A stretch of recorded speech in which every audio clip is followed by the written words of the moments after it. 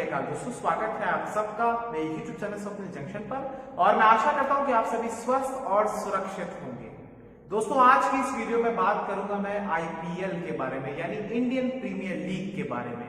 और आप ये जानते हैं दोस्तों भली भांति कि हमारे देश का एक बहुत बड़ा फेस्टिवल है IPL का भी, जिसे तमाम धर्मों के लोग, तमाम जाति, पंथ, मजहब, लिंग के लोग एक साथ मनाते हैं। सिर्फ इसमें करना ये होता है कि आपको अपनी टीम को सपोर्ट करना है और उसके बाद जर्सीज निकालनी है, झंडे निकालने हैं और फिर घरों में बैठकर आपको इस बार, क्योंकि बाहर महामारी का साया है, इसलिए इस बार आपको घरों में बैठकर ही सपोर्ट करना है। तो IPL का 14th एडिशन आ रहा है दोस्तों। आप जानते हैं कि 14वें संस्करण की शुरुआत होने वाली है। कल से ये शुरू होगा और 9 अप्रैल यानी कल की तारीख से ये शुरू होगा और चलेगा 30 मई तक।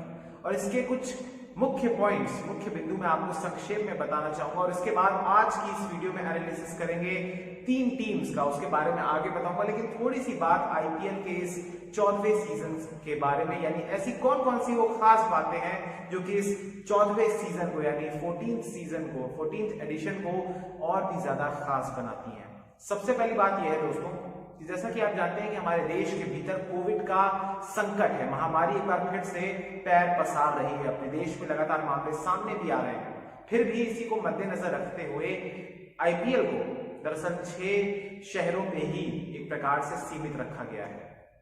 और ये 6 शहर कौन से, ये भी मैं आपको बताना चाहूंगा। यानी इस बार जिन स्थलों का, जिन खेल के मैदानों का सिलेक्शन किया गया है, जिन शहरों का इस बार सिलेक्शन किया गया है, वो इसी आधार पर किया गया है कि वहां पर तमाम इंफ्रास्ट्रक्चर अवेलेबल हो। तो ये जो तमाम 6 स्टेडियम्स हैं जहां पर IPL के मैचेस किए जाएंगे, उसके बारे में मैं आपको बताना चाहूंगा। सबसे पहले IPL के मैचेस होंगे मुंबई में, बेंगलुरु में, दिल्ली में, चेन्नई में, अहमदाबाद में और कोलकाता में। दिल्ली में और अहमदाबाद में 8 मैचेस आयोजित किए जाएंगे। अहमदाबाद की अगर मैं बात करूं तो अहमदाबाद के भीतर दरअसल फाइनल का भी खेला जाएगा और प्लेऑफ्स के मुकाबले भी करवाए जाएंगे। इसके अलावा मुंबई, चेन्नई, कोलकाता और बेंगलुरु में 10-10 मैचेस आयोजित किए जाएंगे। टोटल आपका हो गया 40 मैच होंगे बेंगलुरु में, मुंबई में, कोलकाता में और चेन्नई में, और दिल्ली और अहमदाबाद में होंगे 16 मैचेस। तो 40 + 16 हो गया 56 मैचेस। तो कुल मिलाकर ही 56 मैचेस का पूरा ये IPL का कार्निवल शुरू होने वाला है कल से। और इसी के साथ साथ यहाँ पर एक बात और रोचक ये है कि इस बार किसी भी टीम को होम एडवांटेज का वो एक प्रकार से जो अपर एज मिलता है वो इस बार नहीं मिलेगा, क्योंकि इस बार जो तमाम टीम है, यानी कोई भी होम टीम अपने होम ग्राउंड पर नहीं खेल रही होगी। जैसे उदाहरण के तौर पर कोलकाता नाइट राइडर्स आपको कोलकाता के ईडन गार्डन्स में खेलते हुए नहीं दिखेगी। रॉयल चैलेंजर्स बैंगलोर आपको MS चिन्नास्वामी स्टेडियम जो कि बेंगलुरु में है, वहां पर आपको खेलती हुई नहीं दिखेगी। मुंबई इंडियंस वानखेड़े में आपको खेलती हुई नहीं दिखेगी और आपको दिल्ली कैपिटल्स नहीं दिखेगी अरुण जेटली स्टेडियम में। तो ये एक प्रकार से इस बार का ये शेड्यूलिंग की गई है इस प्रकार से कि किसी भी टीम को उनका वो वाला एडवांटेज ना मिल सके जो कि होम एडवांटेज होता है, क्योंकि दर्शकों का उतना ही महत्व है जितना एक खिलाड़ी का ग्राउंड में खेलने जितना। क्योंकि कहीं ना कहीं परफॉर्मेंस रेस भी हो जाती है, कहीं ना कहीं परफॉर्मेंस डिक्लाइन भी कर जाती है अगर होम एडवांटेज ना हो। तो इस सिनेरियो को पूरी तरीके से रूल आउट कर दिया है कि इस बार जो मैचेस आयोजित किए जाएंगे उसमें होम टीम अपने होम ग्राउंड पर नहीं खेलेगी। ये बात हो गई। इसके अलावा कुछ अहम बात यह है दोस्तों कि इस बार दर्शक नहीं आएंगे। पहले ऐसा डिसाइड किया गया था कि IPL के कुछ शुरुआती चरण के मैचेस में दर्शकों को नहीं बुलाया जाएगा, लेकिन फिर स्थिति को देखते हुए आगे दर्शकों को बुलाया जा सकेगा, लेकिन दर्शक नहीं आएंगे क्योंकि कहीं ना कहीं केसेस चूंकि बढ़ रहे हैं। और जो ये हमारे देश के जिन स्टेडियम्स को चुना गया है, ये तमाम हमारे मेट्रो सिटीज हैं और वहां पर भी केसेस बढ़ रहे हैं। तो कहीं ना कहीं आप ये मान के चलिए कि इस बार आपको दर्शक नहीं दिखेंगे ग्राउंड पर। इसलिए आपसे मैंने शुरुआत में कहा था कि इस बार आपको जर्सीज निकालनी है, झंडे निकालने हैं, पोस्टर्स अगर बनाने हैं तो बना लीजिए, लेकिन आपको घर में ही अपने टीवी पर या फिर ऑनलाइन स्ट्रीमिंग करते हुए ही IPL का इस बार लुत्फ उठाना है। लेकिन बहरहाल IPL वो उत्साह देता है, IPL वो इंथुजियाज्म भर देता है हम सबके पीछे, IPL वो एनर्जी देता है हम सबको। और IPL इस संकट के दौर में या इस तनावपूर्ण माहौल में कहीं ना कहीं वो खुशी लाकर देता है जिसकी आवश्यकता तमाम भारतवासियों को होती है।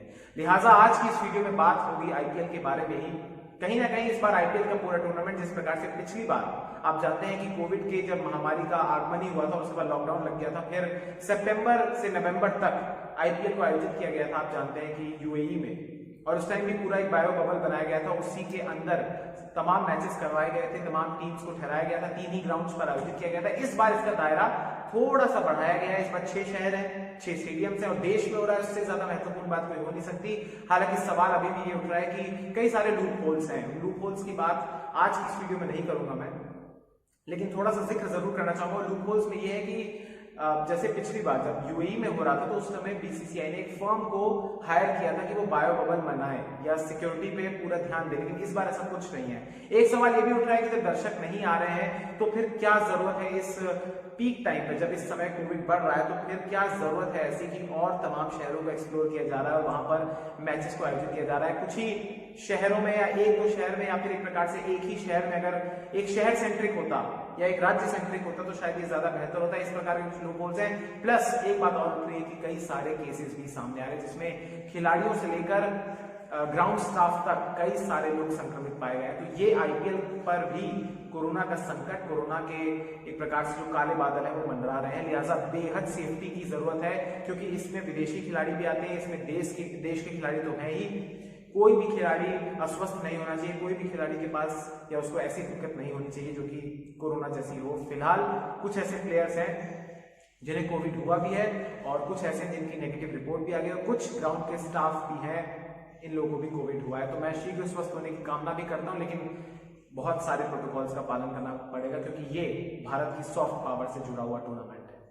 बहरहाल दोस्तों, आज की इस वीडियो में बात करूंगा मैं 3 टीम्स की और इसका आधार मैंने रखा है दरअसल पिछले बरस का टाइम टेबल, पॉइंट्स टेबल माफ कीजिएगा। पिछले बरस के पॉइंट्स टेबल के हिसाब से आप जानते हैं दोस्तों कि लास्ट में मैंने नीचे से इस बार शुरुआत करी है। नीचे की जो 3 टीम्स थी जिसमें सबसे नीचे यानी 8th पोजीशन पर थी राजस्थान रॉयल्स और उसके बाद 7th पोजीशन पर थी चेन्नई सुपर किंग्स, जो कि एक बहुत बड़ा उलटफेर हो गया था, और 6th पोजीशन पर यानी 6ठे स्थान पर थी किंग्स 11 पंजाब, जो कि इस बार पंजाब किंग्स के नाम से आ रही है। तो आज की इस वीडियो में दोस्तों, ये वीडियो मैं 3 हिस्सों में बनाऊंगा। पहला हिस्सा आज का ये है जिसमें मैं 3 टीम्स का एनालिसिस करूंगा और इसके बाद आपको आने वाले दिनों में कुछ और भी वीडियोस मिलेंगी आईपीएल की टीम्स के एनालिसिस के हिसाब से। जिन टीमों का आज एनालिसिस नहीं होगा आपको मैंने बता दिया कि इसका आधार पॉइंट्स टेबल है। तो आज 8th, 7th और 6th पोजीशन की टीम का एनालिसिस होगा और फिर कल होगा उसके ऊपर की टीम का यानी 5th, 4th और 3rd का, और फिर जो टॉप की 2 टीम्स थी मुंबई इंडियंस और दिल्ली कैपिटल्स, इनका एनालिसिस होगा परसों। तो इसके साथ शुरुआत करना चाहूंगा। सबसे पहले बात होगी राजस्थान रॉयल्स की,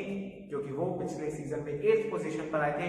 क्या है उनकी वीकनेसेस, क्या है उनके स्ट्रॉन्ग पॉइंट्स और क्या है उनकी टीम स्क्वाड पूरा, और इसी के साथ साथ क्या हो सकती है उनकी आइडियल 11 और कौन से वो प्लेयर्स हैं जो कि हैं की players to watch out for. आज की इस वीडियो में बात होगी। शुरुआत राजस्थान रॉयल्स के साथ।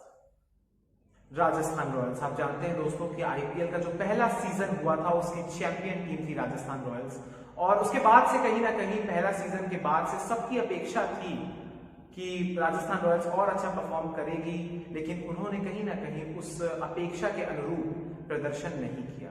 लिहाजा टीम का ग्राफ डिक्लाइन होता रहा और राजस्थान रॉयल्स के अंदर जो खिलाड़ी हैं या खिलाड़ी आए इससे पहले भी 2008 के बाद से, वो बहुत ही अच्छे खिलाड़ी थे, लेकिन कहीं ना कहीं इस टीम ने उस अपेक्षा को पूरा नहीं किया जो इनसे लगाई जाती है। अपनी एक्सपेक्टेशन जो इनके फैंस लगाते हैं, तमाम क्रिकेट के प्रशंसक लगाते हैं, एक बेहतरीन टीम होने के बावजूद भी इस टीम ने वो नहीं किया। तो लिहाजा इस बार इसके क्या एक प्रकार से चांसेस होंगे, क्या अपॉर्चुनिटी होगी इस बार के आईपीएल में राजस्थान रॉयल्स की, और क्या होगी इनकी रैंकिंग पोजीशन, क्या होगी, जो मेरे अनुसार है वो अब यहाँ पर शुरुआत करते हैं। टीम भी बताऊंगा, पहले स्क्वाड भी बताऊंगा, सब कुछ बताऊंगा, वीकनेस पे भी बात होगी, स्ट्रेंथ पे भी बात होगी।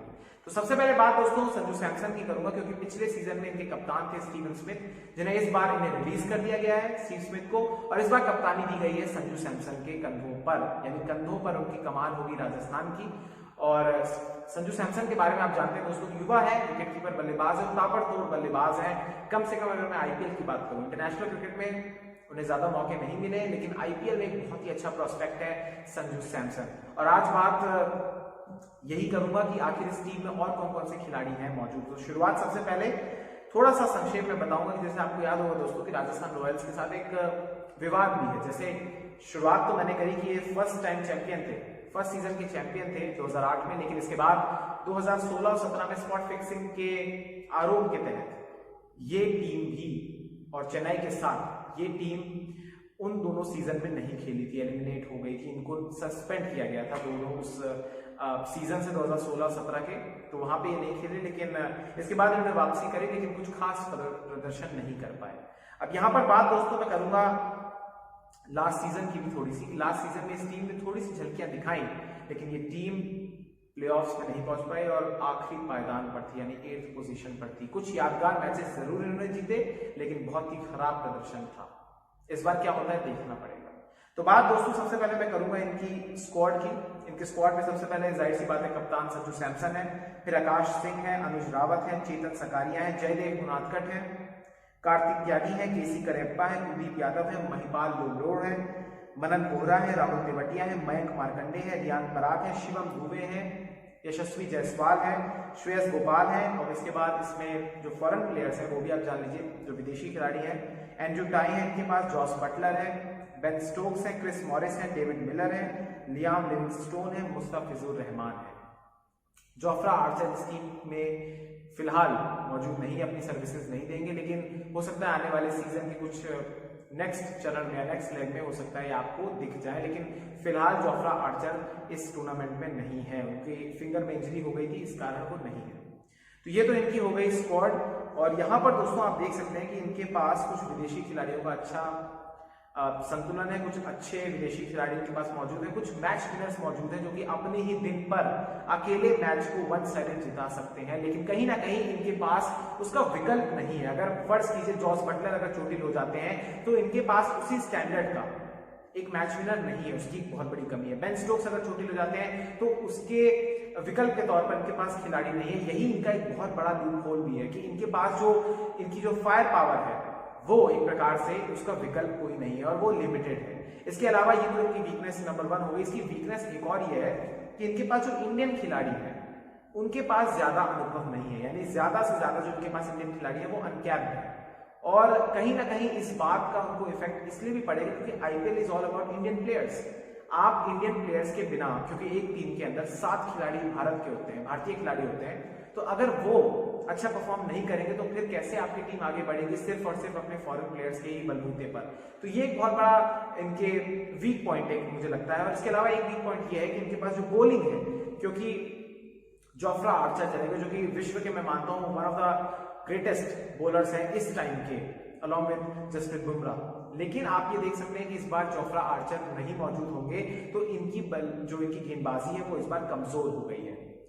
हालांकि कुछ प्लेयर्स हैं लेकिन वो कहीं ना कहीं इंटरनेशनल क्रिकेट या जो लीग क्रिकेट है उससे भी अभी फिलहाल दूर है, इसलिए ये देखना होगा कि एंड्रू टाई और मुस्तफिजुर रहमान किस तरीके से परफॉर्म करते हैं। लेकिन जोफ्रा आर्चर का ना होना एक बहुत बड़ा नुकसान है इस टीम के लिए। एक और बात दोस्तों इस टीम के बारे में मुझे ये लगती है कि इस टीम के पास जो मिडिल ऑर्डर डेप्थ है, जो आप कह सकते हैं कि लोअर मिडिल ऑर्डर है, वो कहीं ना कहीं उसमें एक्सपीरियंस लैक करता है।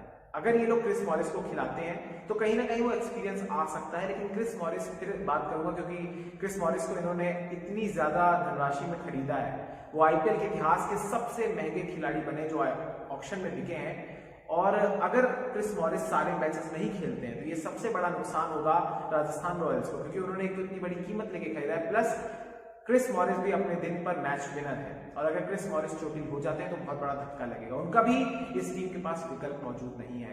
तो एक प्रकार से लोअर मिडिल ऑर्डर की भी समस्या होगी, बॉलिंग की समस्या है, और समस्या है विकल्प की कि इनके पास फॉरेन खिलाड़ियों का, फॉरेनर्स का अपने कुछ भी विकल्प ज्यादा मौजूद नहीं है। इसके अलावा दोस्तों बात मैं करूंगा स्ट्रेंथ्स की। तो स्ट्रेंथ्स की जिक्र मैंने शुरू में किया कि इनके पास मैच विनर्स हैं, इनके पास जॉस बटलर है, इनके पास बेन स्टोक्स है, ये दोनों अपने ही दिन पर मैच को जिता सकते हैं।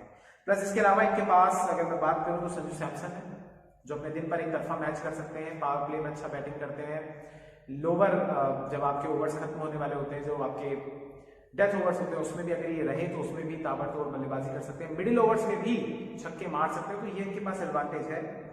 प्लस इनके पास कार्तिक त्यागी हैं जो कि एक अच्छे पेसर है। इसके अलावा इनके पास डेविड मिलर भी मौजूद हैं, तो डेविड मिलर को भी ये लोग खिला सकते हैं अगर खिलाएं, तो ज्यादा इनके पास मुझे चांसेस नहीं लग रहे हैं। हालांकि एक अगर मैं बात करूं players to watch out for, यानी इनका की प्लेयर कौन होगा, तो मेरा ऐसा मानना है कि जो 2 प्लेयर्स इनके लिए एक बहुत अहम भूमिका अदा करेंगे वो होंगे जॉस बटलर, और इसी के साथ साथ भारतीय खिलाड़ी हमारे राहुल तेवटिया, जिन्होंने पिछले सीजन में आग लगा दी थी, कुछ बेहतरीन मैचेस उन्होंने खेले थे।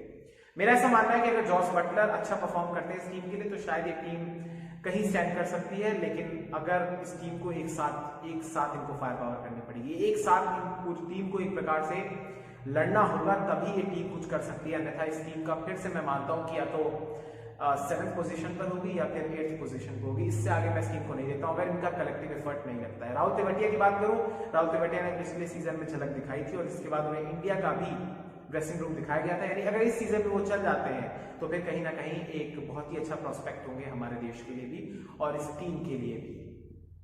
बहरहाल दोस्तों, यहाँ पर आइडियल 11 बनाने की अब जरूरत आ गई है और आइडियल 11 बनाने का समय आ गया है कि आखिर किस 11 के साथ इनको जाना चाहिए। मेरे अनुसार मुझे लगता है कि इन्हें ओपनिंग करानी चाहिए यशस्वी जायसवाल से, जो कि अंडर 19 में बेहतरीन प्रदर्शन उन्होंने किया था भारतीय टीम के लिए। पिछला सीजन हालांकि इनको ज्यादा मौके भी नहीं मिले और जो मौके मिले उसको ये भुना नहीं पाए, लेकिन यशस्वी जायसवाल को इन्हें शुरुआत में ट्राई करना चाहिए। साथ में संजू सैमसन से इनको ओपनिंग करानी चाहिए, या फिर अगर ये चाहें तो जॉस बटलर से करा सकते हो, संजू सैमसन को नंबर 3 पर ला सकते हैं, बैटिंग ऑर्डर में चेंज कर सकते हैं, लेकिन मेरा ऐसा मानना है कि इन्हीं खिलाड़ियों को प्लेइंग 11 में खिलाना चाहिए। सबसे पहले यशस्वी जायसवाल और संजू सैमसन से इनको ओपनिंग करानी चाहिए।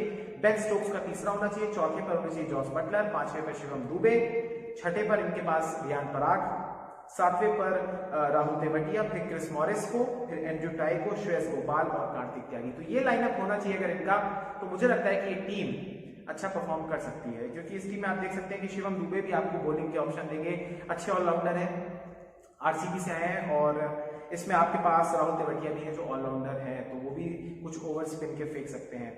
इसके अलावा क्रिस मॉरिस है आपके पास, जो कि शुरुआत में स्विंग भी करा सकते हैं और डेथ ओवर्स में भी बॉलिंग कर सकते हैं, और फिर श्रेयस गोपाल स्पिन है ही बेहतरीन स्पिनर, लेग स्पिनर है, और कार्तिक त्यागी एक अच्छा पेसर के तौर पर आएंगे। एंड्रयू टाई भी है जो डेथ के अच्छे बॉलर हैं। तो ये टीम, मुझे लगता है कि इस टीम को खेलना चाहिए, तभी इनका कुछ हो सकता है, ऐसा मेरा मानना है। और यहाँ पर एक बात दोस्तों संक्षिप्त में ये भी करना चाहूंगा कि रिलीज इन्होंने किन प्लेयर्स को किया था ऑक्शन में। इन्होंने रिलीज किया था स्टीव स्मिथ को, टॉम करन को, वरुण अरोन को, ओशेन थॉमस को, अंकित राजपूत को, अनिरुद्ध जोशी को, शशांक सिंह को इन्होंने खरीदा।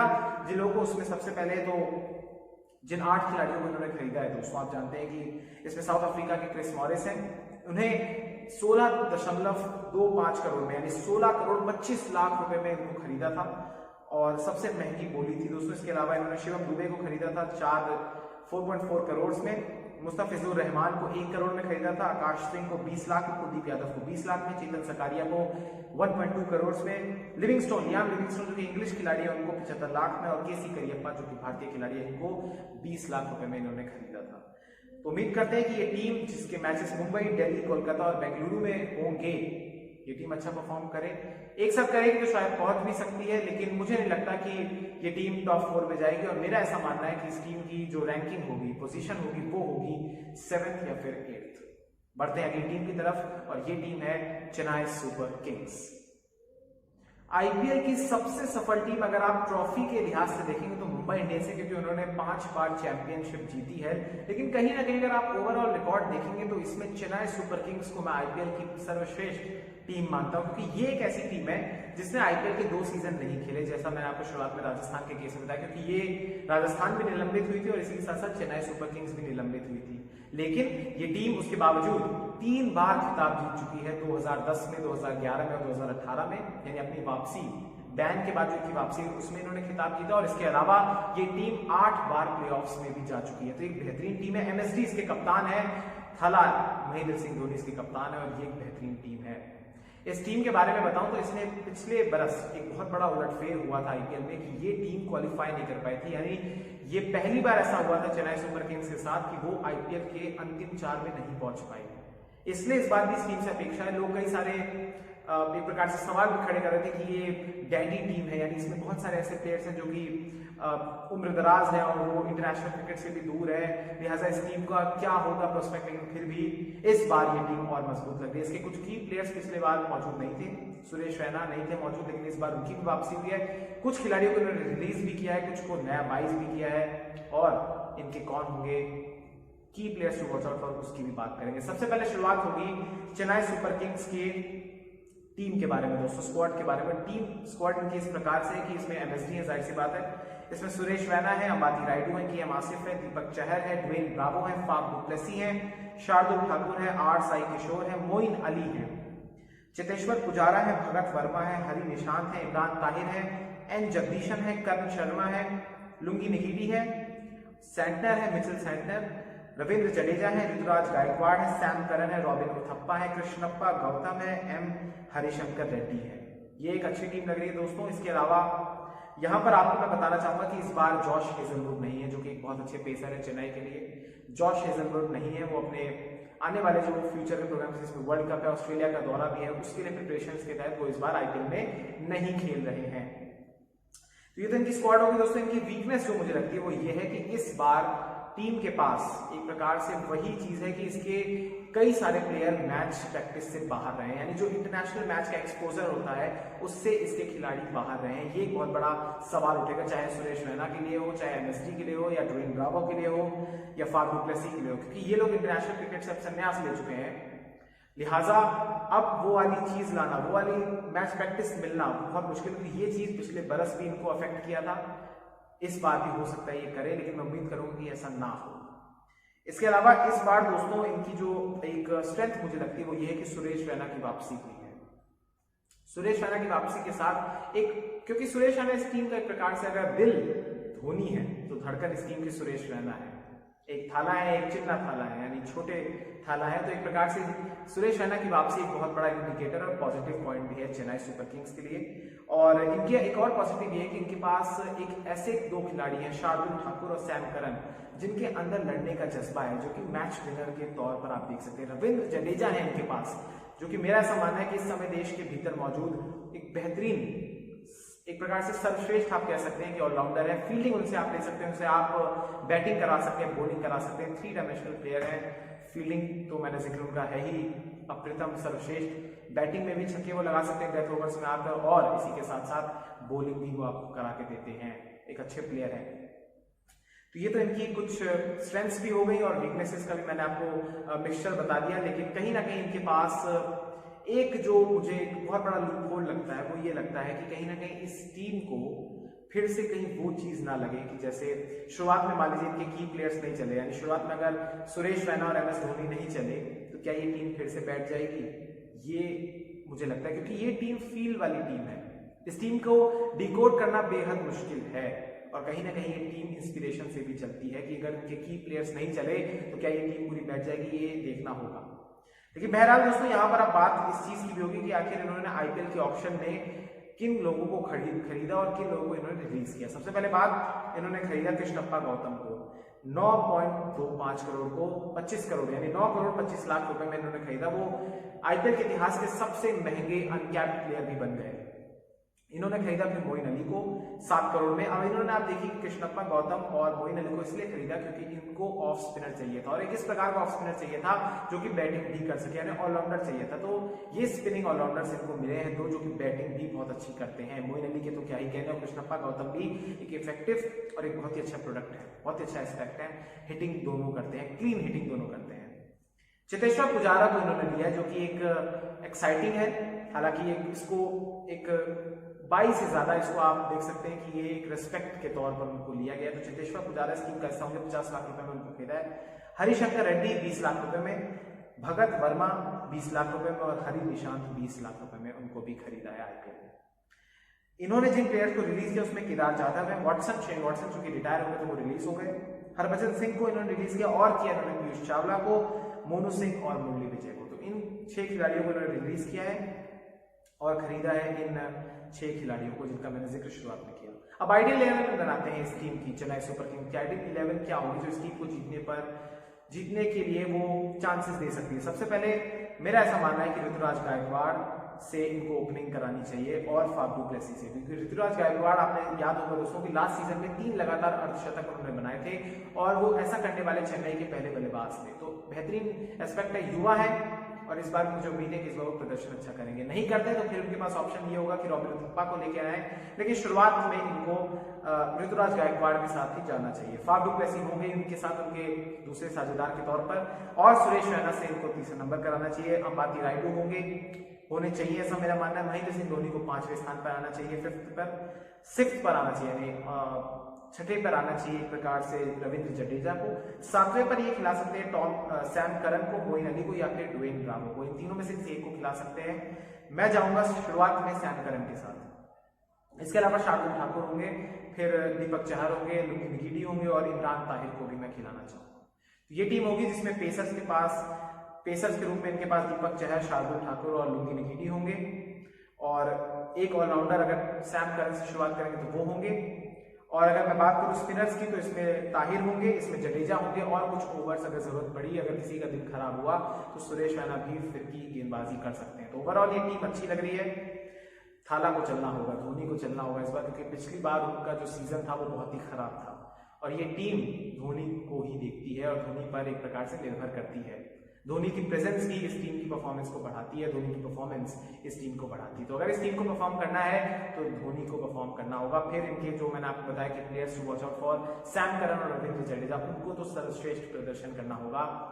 ओवरऑल ये टीम मुझे लगता है कि प्लेऑफ में जा सकती है, लेकिन तब शर्त यही है कि इनके जो बड़े प्लेयर्स हैं, इनके जो मेन प्लेयर्स हैं, उनको फायर करना होगा।